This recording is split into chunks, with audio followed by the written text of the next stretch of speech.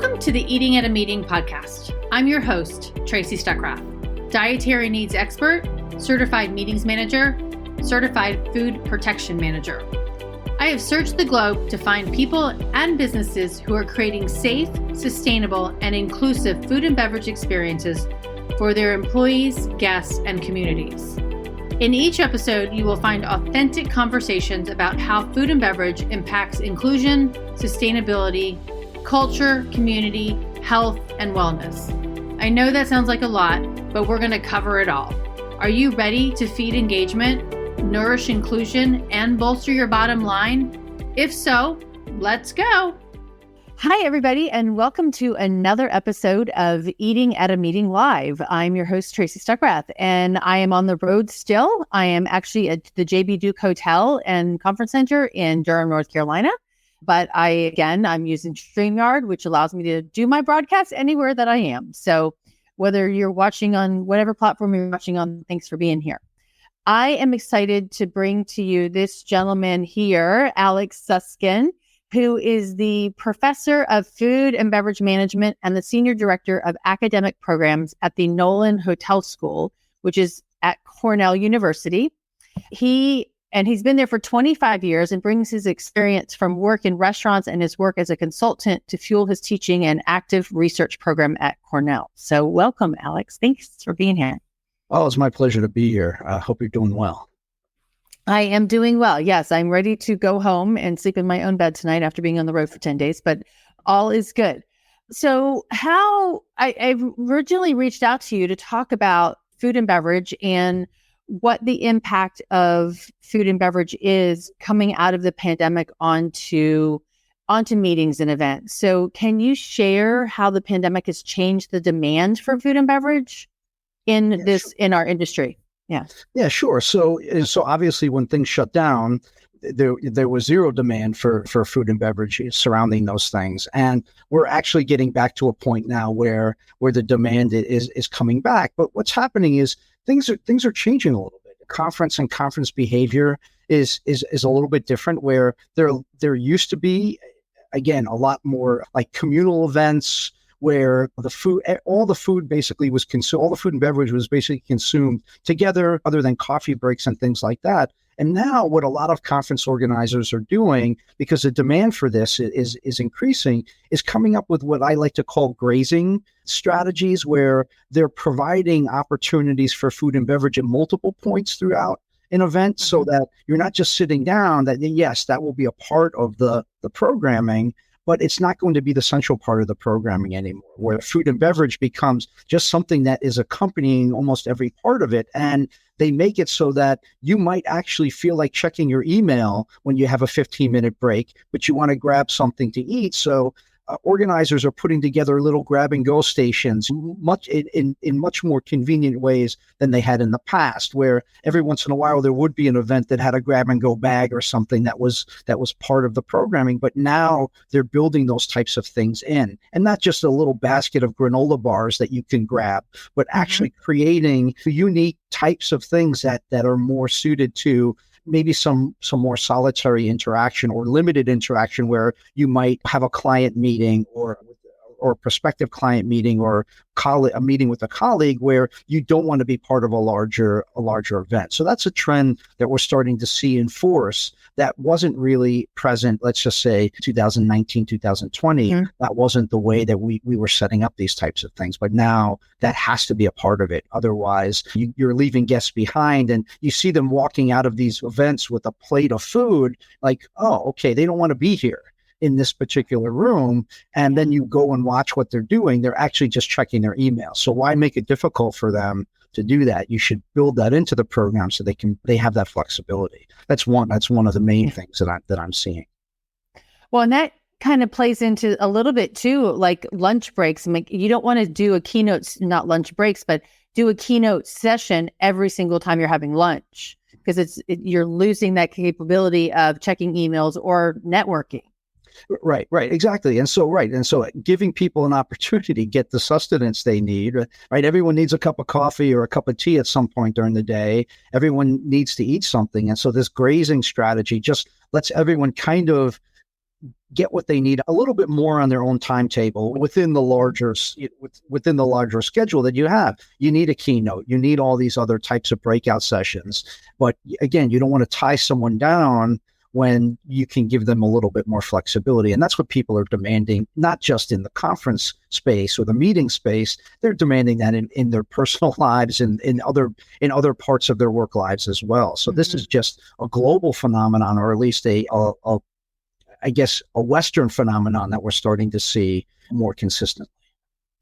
And I mean, and that's looking at it from a restaurant perspective, a hotel perspective, conference center, across the board, and trying to also then provide them the room designs or the spaces to do that in as well, not having to go back to my room on the 17th floor. Yeah. Right. And the great thing about most conference spaces is that they really are a blank canvas, if you think about it.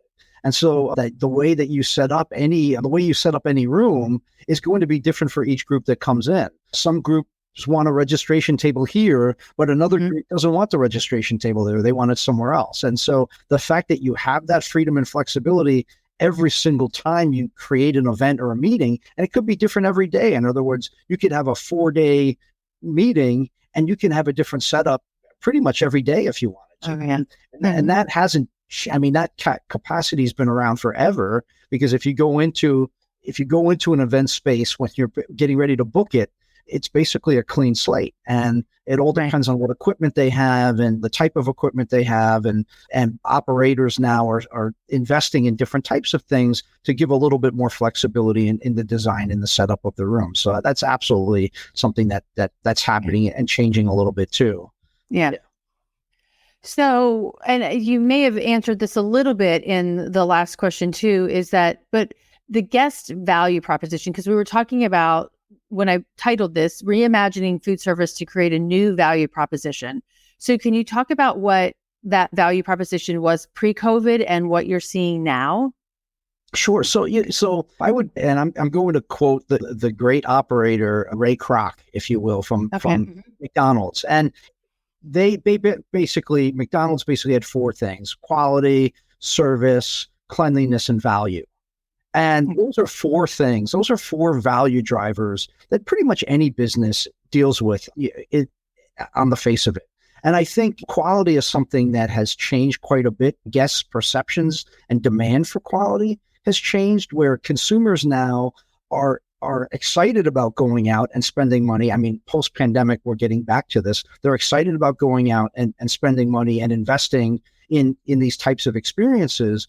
But what they're willing to do now, which they were less willing to do prior to the pandemic, is they're willing to pay a little bit more for a better quality experience, right? So less volume of stuff, but better quality. So for example, having really, really nice finger food as opposed to just, and again, this is a terrible example, if you can forgive me, but really nice, maybe sliders and mini tacos and some type of food production like that, as opposed to a cheese tray or a veggie tray or something like that. So the quality expectations have shifted, and guests are willing to pay a little bit more, even with inflation. We can talk a little bit about that as well. Even with the price pressure that everyone's feeling, but the price pressure isn't just affecting restaurants, it's affecting everything. So normally restaurants are under a lot of pressure to keep their prices low, and that pressure still exists. But there's lots of price pressure in every domain of our economy. So it's less of it's a concern. Don't get me wrong, but it's less of a concern that just affects the restaurant side of the equation. That the cost of doing business for everything has gone up. Just putting gas in your car costs more. Buying eggs costs more. So consumers are getting that at home, and they're used to getting that, or at least whether they're okay with it or not, they're in the process of getting that anytime that they consume retail products as well. When I say retail, I mean restaurant consumption, banquet consumption, meeting events, that type of stuff. And so the quality part. And then the other thing that if you just let me go on for just one more minute. Yeah, you're good. The other thing that has changed significantly is the cleanliness idea, right? Prior to the pandemic, right? If you talk to any savvy operator about what they do, they say, yes, cleanliness is really, really important. And we want cleanliness to be an invisible factor. in our service delivery. We want our restrooms to be spotless. We want the floors to be clean. We want the tables to be clean. We want the mirrors to be dusted and shiny. Right? We want all that stuff to happen, but we don't want the guests to see us doing it. Right? In other words, it's kind of like the Disney model where you show up at the park every day and it's like it's a brand new park every day. Right? You don't see the work that they did overnight to make sure that that happened. Right? And that's the same thing that used to happen in restaurants and hotels, but now guests want to see the cleaning. They want to see the wipes. They want to, and maybe they don't want this directly. I'm just going to use it as an example, but they want to smell the bleach, right? They want to walk in and they want to say, this place is clean, right? And where previously they didn't want to see any of it, they just wanted to be clean. Like when you walk into a bathroom, you don't say, this is the cleanest bathroom I've ever seen. But when you walk in and it's dirty, you're going to be, well, that's a dirty bathroom. So the expectation is it's clean. But now when you walk into the bathroom and you see someone scrubbing something or cleaning something or wiping something, you're like, okay, they're on this, right? So making cleanliness or sanitation and health and safety a priority that's more visible. It was never less of a priority, but it's more visible now. And so that connects to that value proposition that when guests see that, it makes them more comfortable. And then the last part that I just want to build on is the service dimension too, where our business is an inherently in-person business. And the service delivery now requires that our service providers understand a little bit more about some of the nuances that drive consumer behavior that are different. People are more comfortable being by themselves now or being away from others than they ever were before. And so it's really important that service providers recognize when you see two people talking together, they're choosing to talk. When you see someone sitting alone,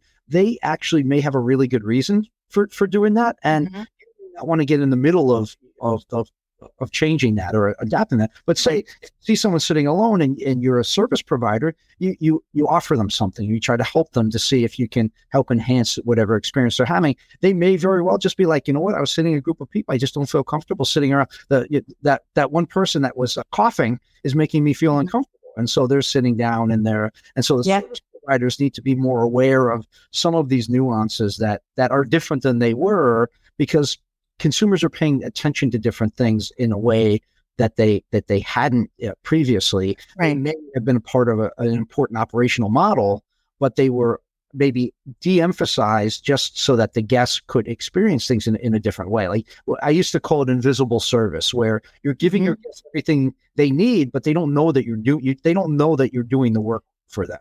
And that's a good point. Yeah.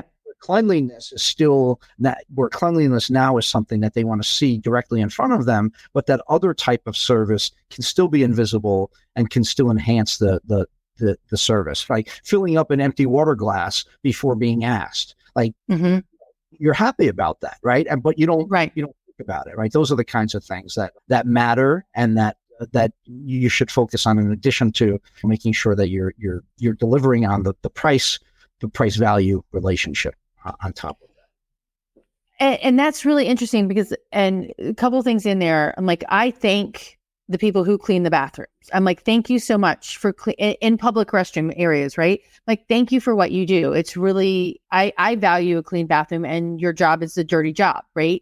So thank you for that. But when COVID hit, so 3 years ago, I gave a webinar about food safety.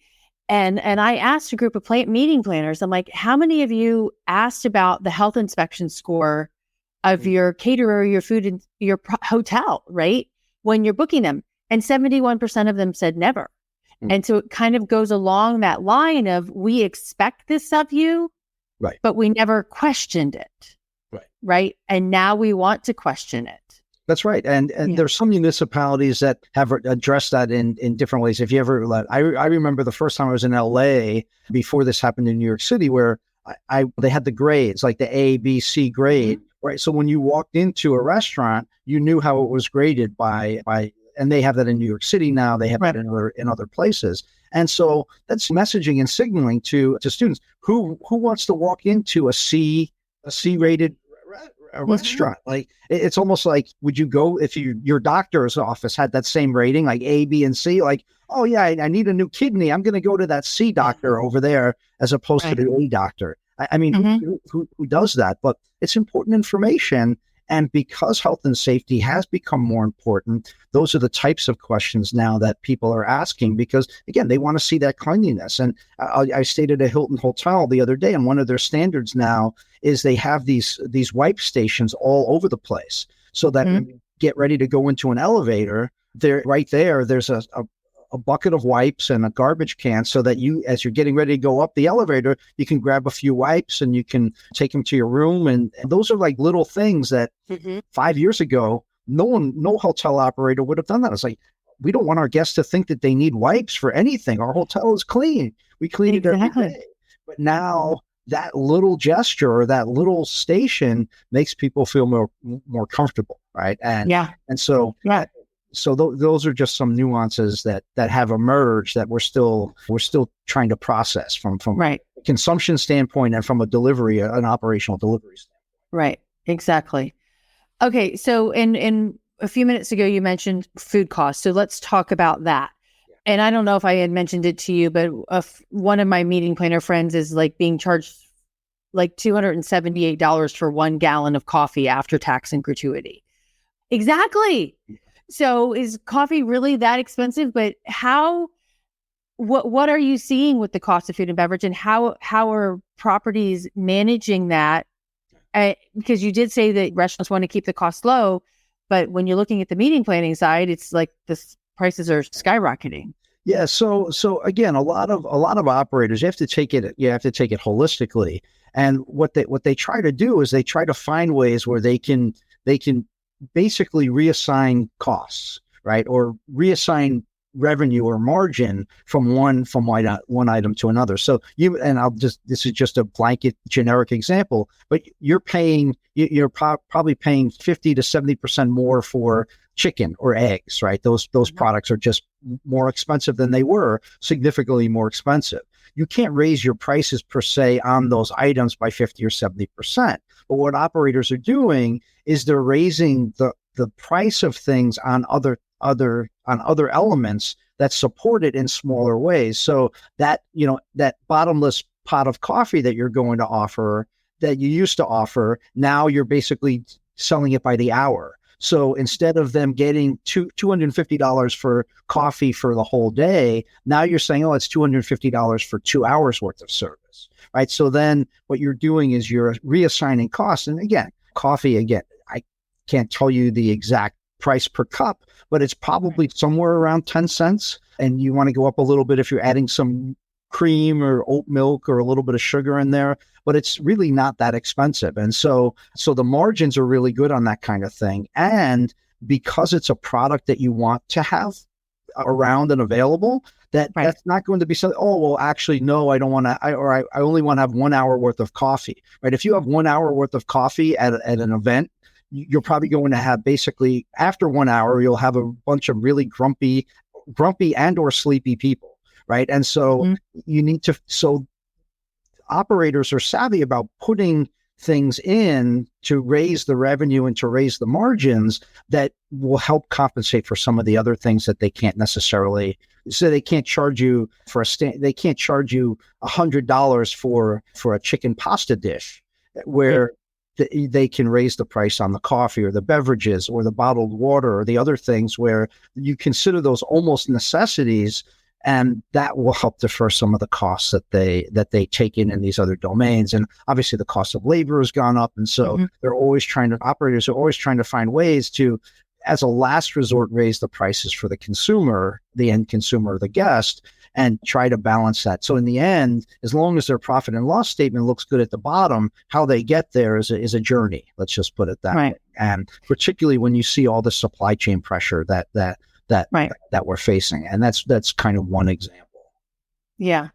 Well, and you brought up labor, and somebody mentioned, or actually somebody in my Facebook group asked 2 weeks ago, if I'm assessing a venue for an event that I want to do, how do I understand or get them to let me know if they're paying a living wage to their employees, especially in the culinary side of the aspect of that. So do you? And I know there's a big discussion now about the service charges, and service charges are going up. And how is that service charge being delineated? Is it going to the hotel bottom line or is it going to the staff? So do you have any insight on that? Yeah, so I mean, there's a big challenge with that. So the first question that you asked about the living wage thing, and each individual meeting planner has to have and client has to have their own view on these things and their own belief. The federal minimum wage is $7.75 an hour, right? So in theory, right, if you operate in a state or a county that doesn't have a higher wage rate, you can't fault the operator for having $7.75 as the rate that they're paying their people. Now, that being said, you as a meeting planner can make a decision. And again, this could be state by state. I don't want to pick on any particular state, but state X, if they have a minimum wage of $15 an hour and state Y has a minimum wage of $7.75 an hour, you as an operator, if that's an important feature for you, if that's something that's important, then you shouldn't do business with that group or that state or that county or wherever that wage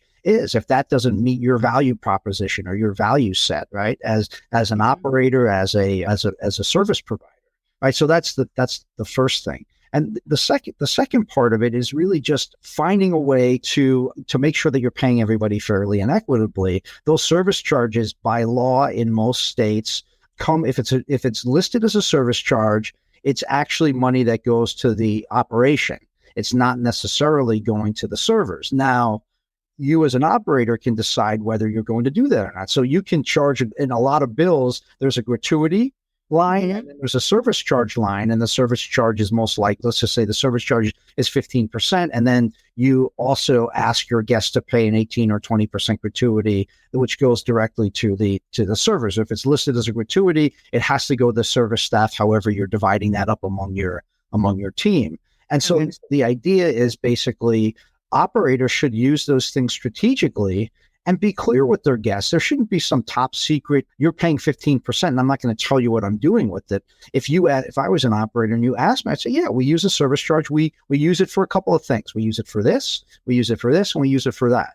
And then that way you as a guest or a planner can make a decision. Hey, well, you know what? Operator X charges this and does this, and it doesn't fit my value set, and I'm not going to do business with them. Or you may say, oh, wow, I didn't realize that your service charge actually did this, this, and this, and that's great. So my view on any of these things is transparency, full transparency, and any operator that is not transparent with you regarding what they do and how they do it is probably not someone that you want to form a long-term relationship with, because if they're not sharing basic things like their wage structure, or they're unwilling to do that, or how basically a bill that you're paying is calculated and what goes into that, that's a different, that changed my mind.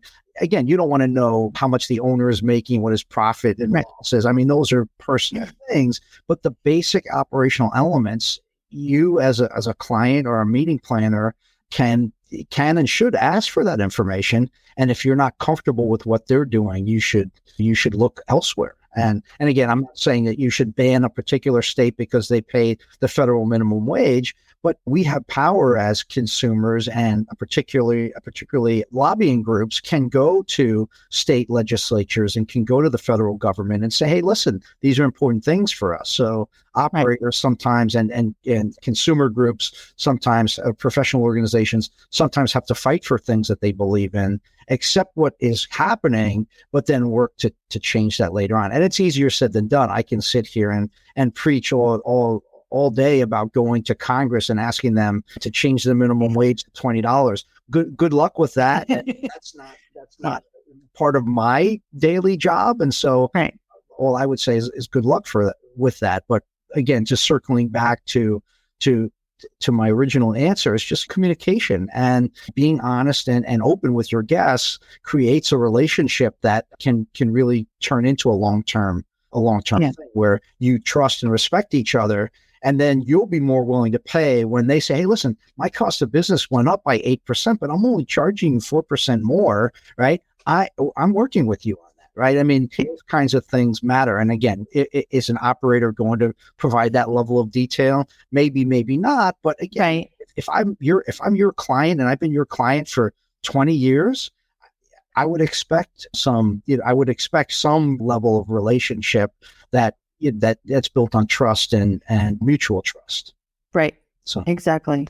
Yeah. And it depends. And it also depends if you're union, if the property's union or non-union, that has a big play into it as well. That's right. Right. Exactly. Right. And there are some operators that are not unionized that basically they do that intentionally. It's a choice that they make, and they try to treat their employees in a way that will prevent them from wanting to become unionized. And again, I'm not making a statement on whether unions are good or bad. Right. There are viewpoints on how that works and how it affects business. But my general view on all of this stuff is when you treat people well, right, you'll get more from them, and they'll be less interested in looking for other things, right? That if you treat your people well, you pay them a fair wage, and you do the most that you can for them, you try to provide them with benefits when you can, things that are the most meaningful and helpful to them as your team, then you're doing all you can. And if they're not happy with that, then let them go to the somewhere else and look to see if the grass is greener on the other side. And again, it's not a statement for or against unionizing. It's a statement for operators and managers doing a great job of running their businesses and being supportive of their people however they can. That will lead to, I guess, a better workforce overall. And again, I'll just separate unions out from that. I don't want to be on the record of being for or against them in any, not because I don't have an opinion. It's just because I think it's counterproductive. Right. Yeah. Well, no, and even in my former corporate job, I mean, I had my salary, but then every year the company would give us a spreadsheet showing us and educating us as employees of these are all the added benefits we provide you, and this is the value of them. That's right. That's right. I think as operators, that's really important to showcase to your employees, because a happy employee base means better revenues for you in the long run. That's right. Well, and like there are little things that you can do that make a huge difference. I have some friends that run restaurant companies, multi-unit restaurant companies in large cities, and they make a point of actually buying Metro cards for their staff members that they know would be spending basically $4 a day or $5 a day on subway rides. And they don't pay for every ride, but they give them a Metro card every month that basically has a couple $100 in it. It doesn't break their back. And the guests and their employees are like, hey, you're helping me get to work in a way. That's $200 that I wouldn't have to spend otherwise, right? And so like those little things, and again, $200, and I just made that number up. Right. That could be whatever amount that is. It's enough to help your employees and to show them that you're committed to that side of the equation, to help them and to help them understand that you're committed to them. And it's part of your DNA that you want to support your staff. There are things you can't do. There are other things you can't pay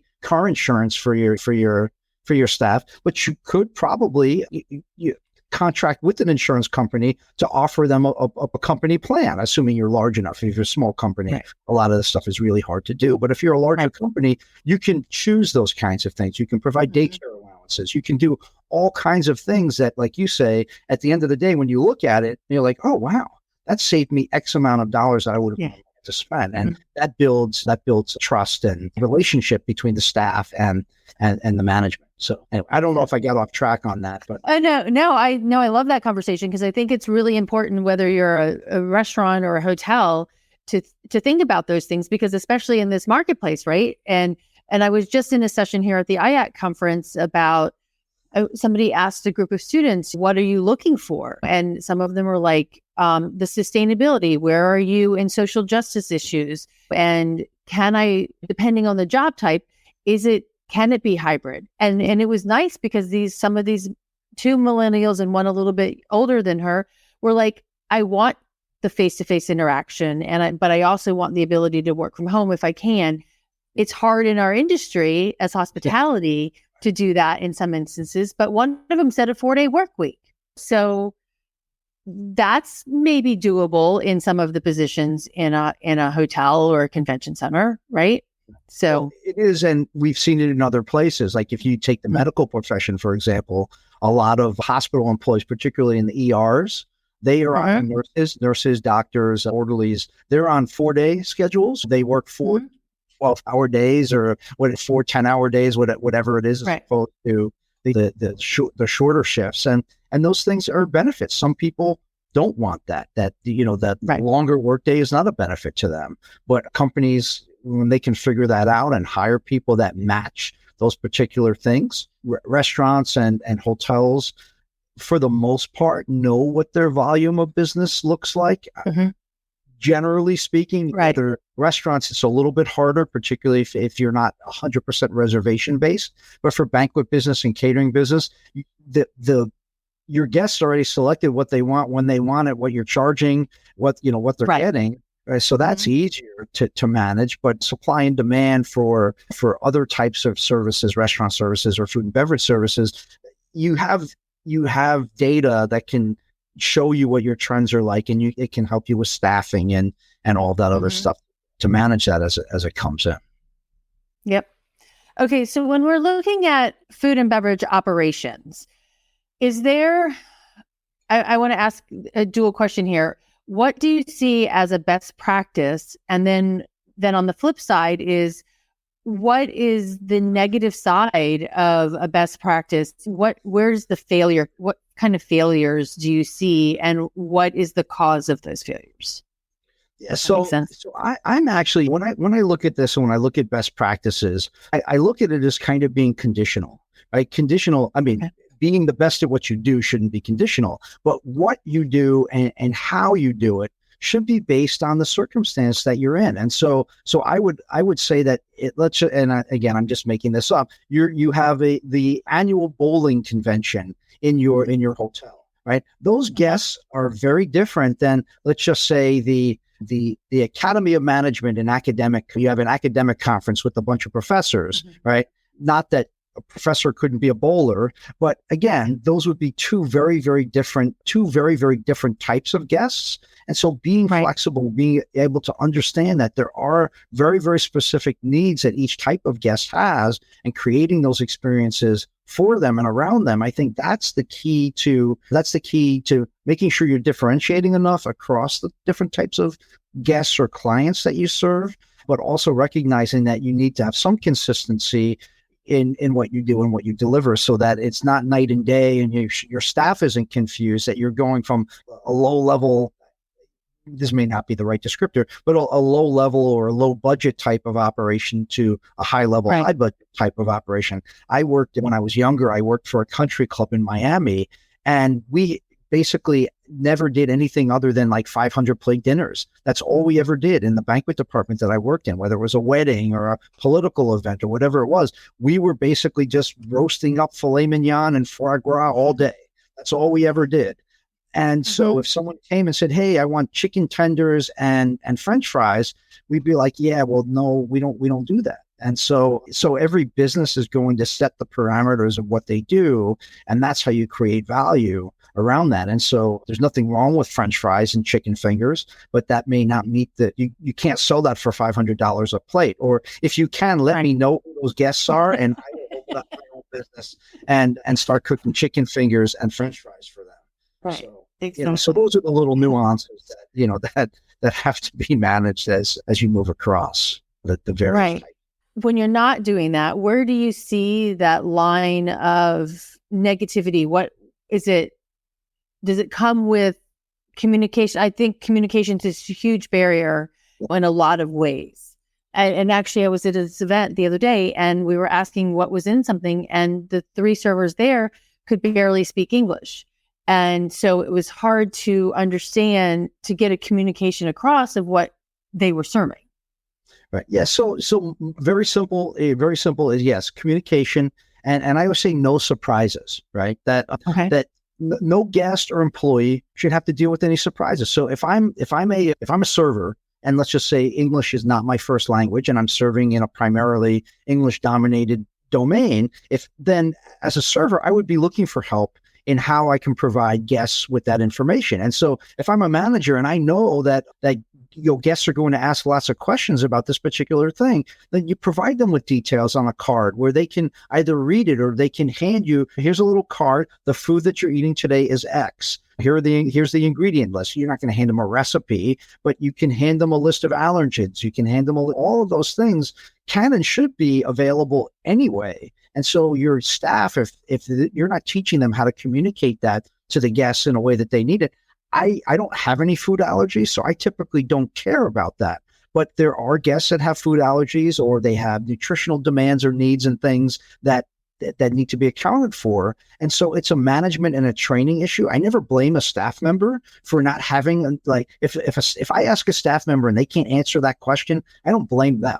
It's not their fault that they can't answer that question. It's their manager's fault or their supervisor's fault for not providing them with the resources to answer those types of questions. And if it's the first time that a question is being asked that they can't answer, great. Well, now it's been asked. So you should basically provide your team with answers. And again, cookie cutter answers sometimes don't work for everything, but a list of ingredients, is there cream in this dish? Someone should be able to say yes or no with very little time to answer the question.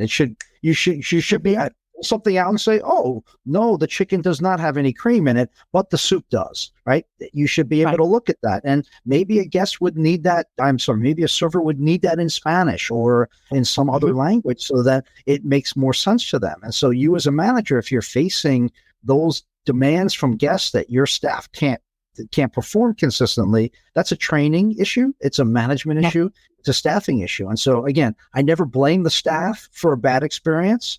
I may not be happy with the bad experience, but there's always someone who is responsible for their behavior and their actions and their training. And that's who I like to hold accountable, because it doesn't make any sense. And so I'll just give you a personal example. If you're in a restaurant next to my kid and my kid isn't behaving well, don't blame my kid, right? It's my responsibility for me to teach my kids how to behave in public and what to do and what not to do, right? Are they going to be perfect every time? No, but they need to learn, and it's my responsibility. So don't be mad at my kid for spilling his milk. Be mad at me, and that's the way I look at it. Maybe that's not the greatest example, because everyone's kids are great, right? Everyone loves their kids, and they're little angels until they're so.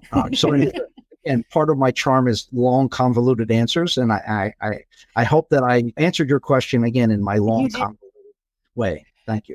No, and I really actually do appreciate the way that you answered that, because it is. And to be honest with you, last week I was at a different convention, and they were giving away drink tickets, and it was a printed drink ticket sponsored by somebody. And I went up to the bar with a drink ticket and I said, "Can I have a sparkling water? Because I don't drink alcohol." And I wanted that. He's like, "Well, no, you can only get an old fashioned with this drink ticket."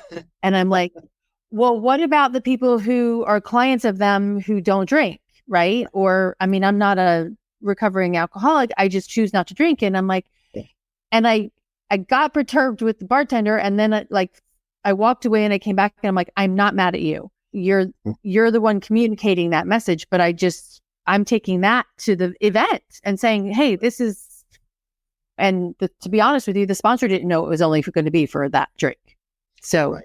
And the other issue too is that, like you mentioned, you're not a recovering alcoholic. Well, there are people who don't drink alcohol because they don't like the taste of it. There are people who don't drink alcohol for religious reasons. So having an event that's set up where you're not accommodating just general needs, that's a design flaw in that event, right? So someone who created that, maybe it's really cool, like to hand out tickets for an old fashioned, but you might want to have some fine print in there that's going to allow someone to just get a drink, or you have to pay $2 for a glass of sparkling water when everyone else is drinking old fashions for free.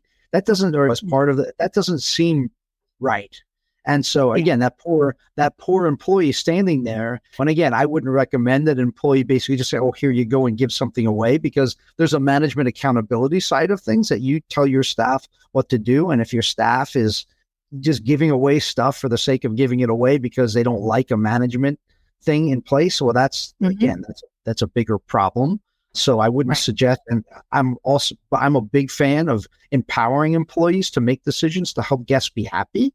And so maybe guests are empowered to say, "You know what? There's some companies like the Ritz-Carlton is famous for this, where they empower their employees." I don't know if they've adjusted the number, but I think it's their employees to help a guest with a negative service experience they're having. You can spend $1,000 to help them to help them improve their experience. But if you think about it, right, if I'm staying at your hotel for a Ritz-Carlton hotel for 3 or 4 days, right, and something isn't right, I'm dropping $1,000 a day. So in effect, what you're telling the employee is, you know what, we want you to make this guest happy, but there's a limit to it, and they can't just spend the money without accountability that they would have to report. Well, Alex Suskin came down to the front desk, and he was really upset because a pipe had burst in the bathroom. Well, okay, comp my room for the night because that's pretty disruptive.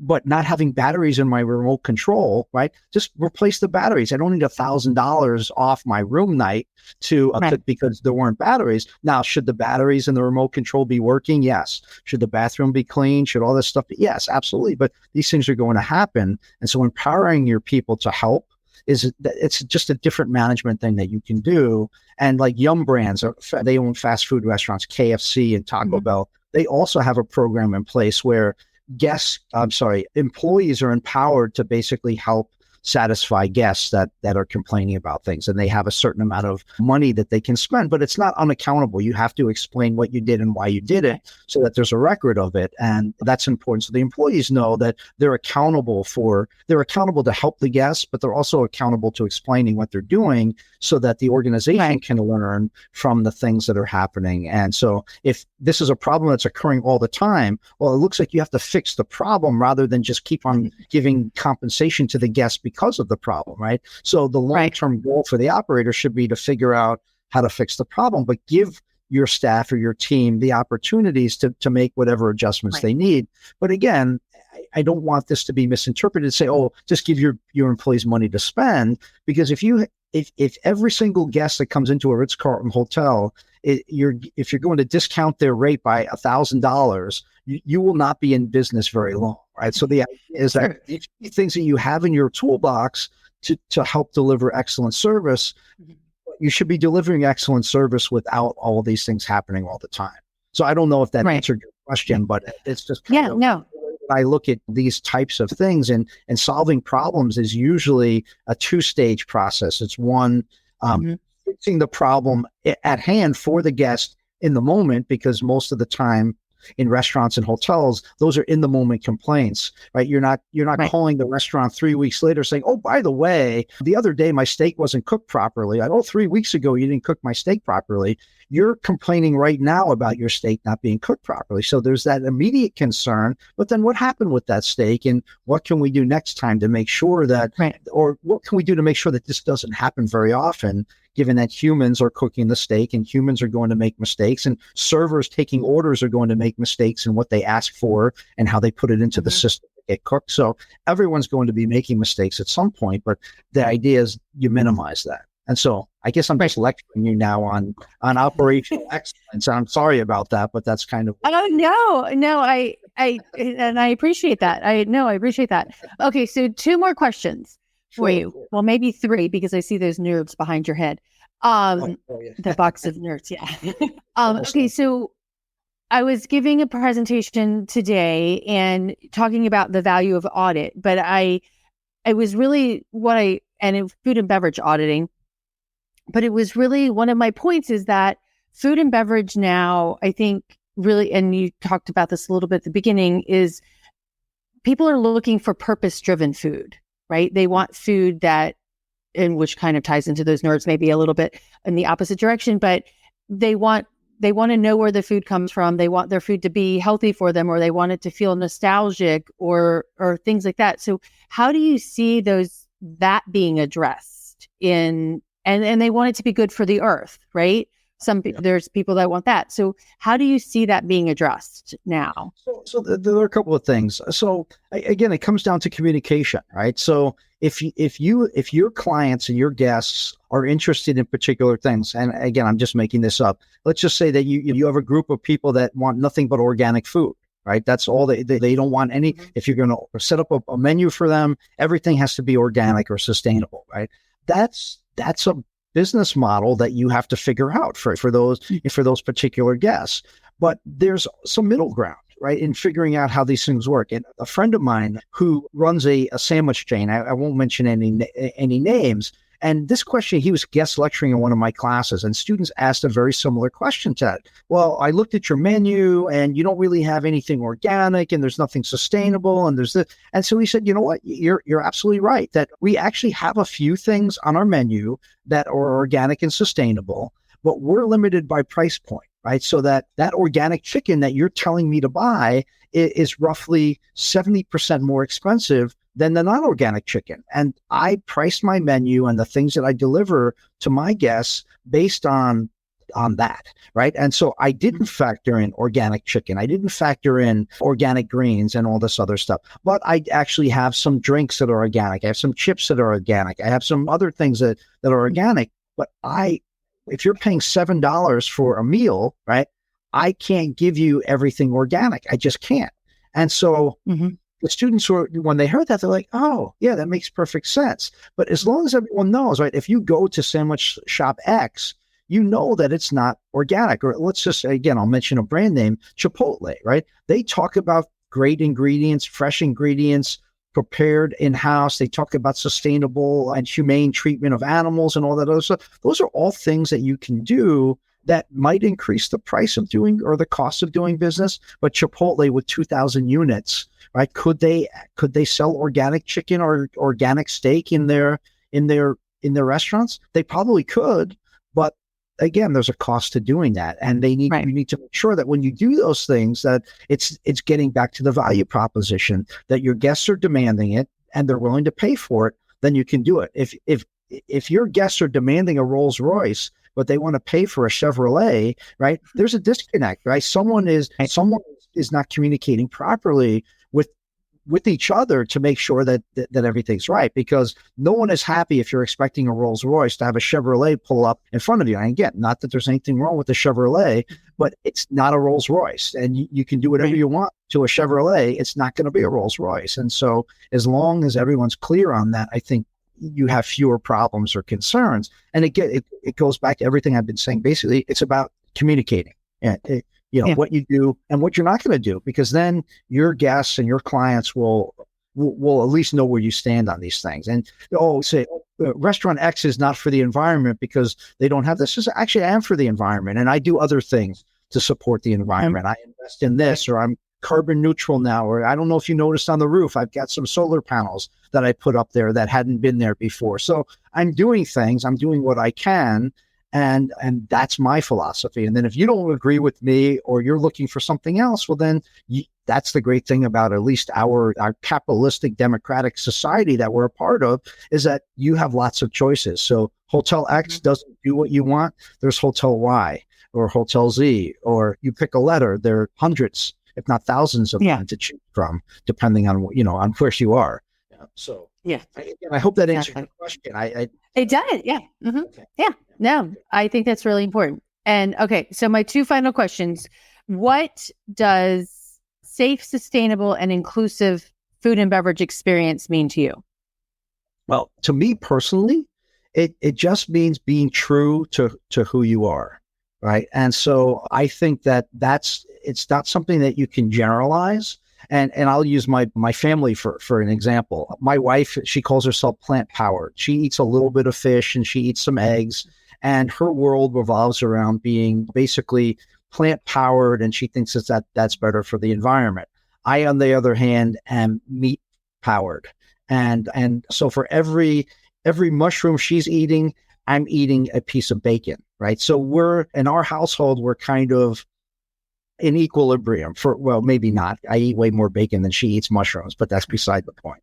But so we're in equilibrium. And so what I would say is that you need to define what's important to you, and then you can find businesses that you support. You can find things that you do in your community to support that and to do that. So I battle every day with my children to turn the lights off in the house, right? When they're not using it, because it's better for the environment, right? I mean, it's also better for my utility bill, but I'm not going to tell them that, right?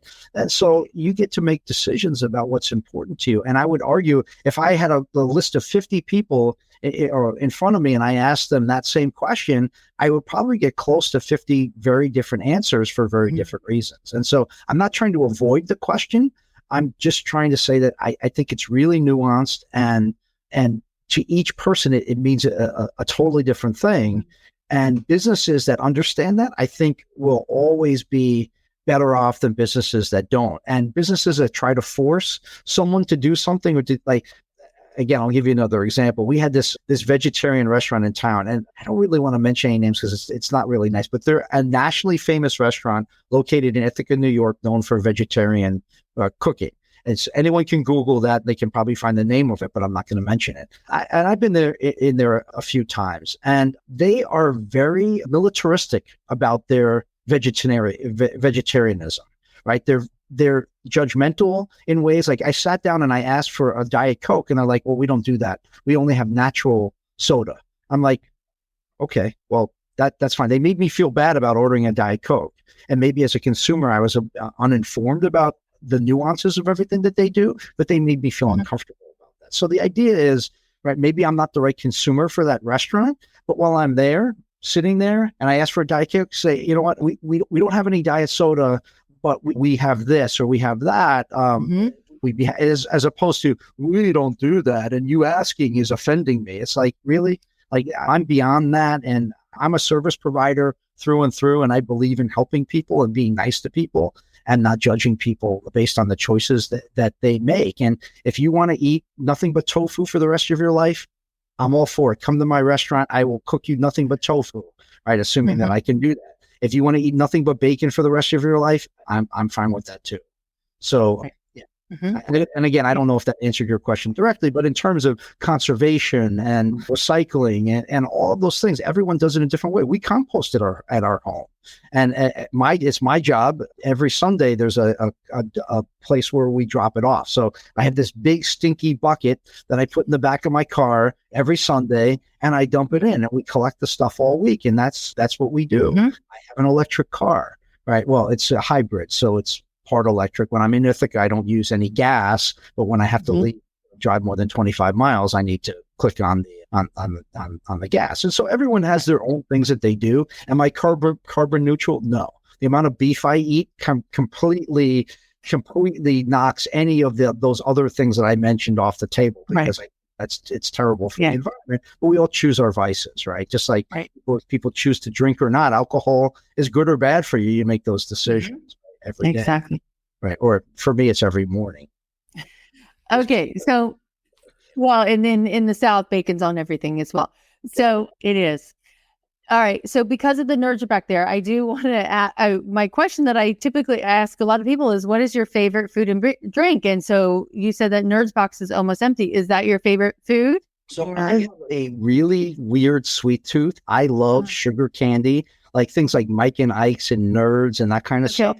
I'm all in on that all the time. And so, and so people who know me kind of know that that's what I'm about. And if you say, oh, what's my favorite meal? And very simply, I mean, I like all kinds of food. I've been all around the world. I'm a lucky man. I've seen a lot of things and tasted a lot of things, but there's nothing to me like a really, really good steak, a really, really good order of French fries, and a nice glass of red wine to go with it. Like, if that, I could eat that every day and be a happy camper. So, but there are plenty I love Mexican food. I love Italian food. I've never met a pizza I didn't like. So those kinds of things. But if you had to ask me so my weakness is basically not chocolate, but basically sugar candy, which is horrible for you. And unfortunately, and knock on wood, I'm not a diabetic at the moment, but I may be working toward that. If I chug those Nerds all the way down, it might be the end of me.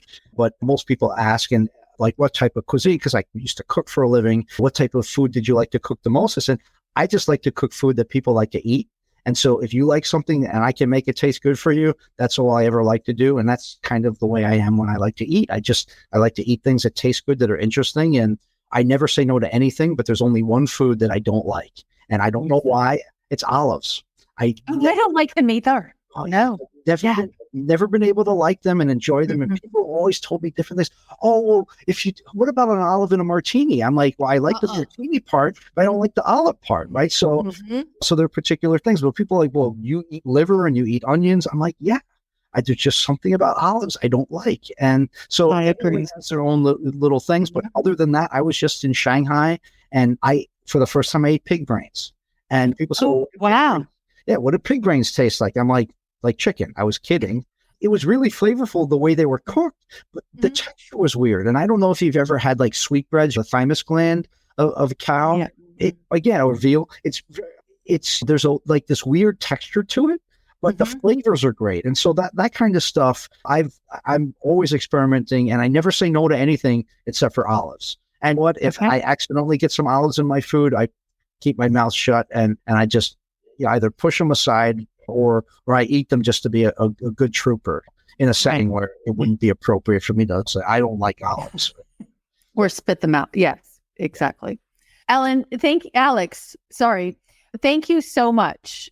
Everyone, this is Alex Susskind. He is the professor of food and beverage management and senior director of academic programs at the Nolan Hotel School at Cornell. I'm going to show everybody here. This is how to get a hold of that school and find you at Cornell. Any way else to find you? Sure. You can type in my email address. It's actually pretty simple. It's alex.susskind cornell.edu. And if you put in the subject line, that's just something so that it doesn't, if I don't know who you are, it doesn't mean I'm going to delete your message. But if you put something in the subject line related to the podcast, I'll know you're reaching out, and I know that you have a question or you just want to say something or tell me I'm right or wrong. I appreciate a healthy debate at any time as well. And so anyone who wants to reach out, by all means, please do that. And it's been my pleasure to be here today and chat with you. Thank you, Alex, so much. And thank you for educating individuals who are going to be coming into our industry of food and beverage and hospitality. It's really important.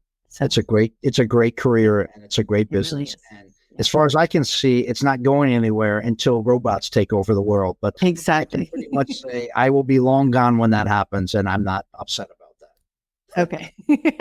Oh my goodness, I love it. Thank you so much. All right, so everybody, thank you for listening. And this is the Eating at a Meeting podcast using StreamYard, and we're here every Wednesday. And next week, I'm actually going to introduce you to a gentleman in the UK who just won an award for IAC for his food waste management and what they're doing there to help with that. So stay tuned for next Wednesday, same time, same bat channel, and I'll see you then. Stay safe and eat well. Thanks for listening to the Eating at a Meeting podcast, where every meal matters. I'm Tracy Stuckrath, your food and beverage inclusion expert. Call me and let's get started right now on creating safe and inclusive food and beverage experiences for your customers, your employees, and your communities. Share the podcast with your friends and colleagues at our Eating at a Meeting Facebook page and on all podcast platforms. To learn more about me and receive valuable information, go to tracystuckrath.com. And if you'd like more information on how to feed engagement, nourish inclusion, and bolster your bottom line, then visit eatingatameeting.com.